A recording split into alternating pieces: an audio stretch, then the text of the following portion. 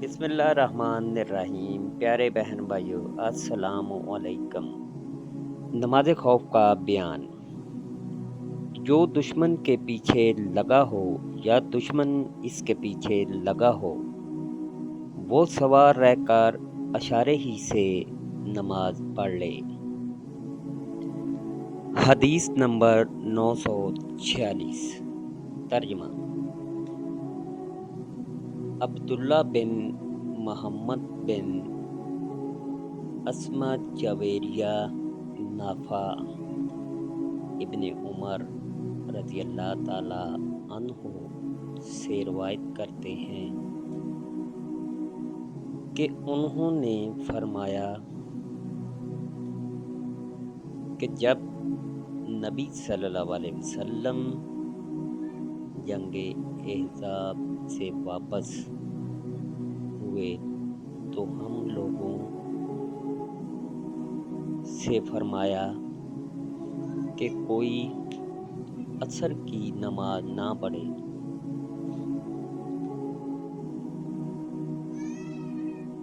مگر بنی قریظہ میں پہنچ کر چنانچہ بعض لوگوں کے راستہ میں ہی عصر کا وقت آ گیا تو بعد نے کہا کہ ہم نماز نہیں پڑھیں گے جب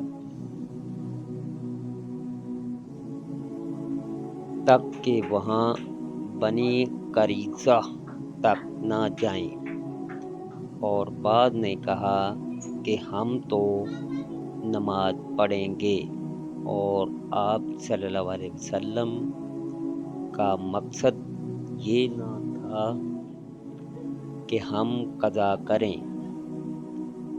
جب اس کا ذکر رسول اکرم صلی اللہ علیہ وسلم سے کیا گیا تو آپ صلی اللہ علیہ وسلم نے کسی کو ملامت نہ کی۔ اللہ پاک ہر مسلمان کو اپنے حفظ و ایمان میں رکھے، آمین ثم آمین۔ اللہ حافظ۔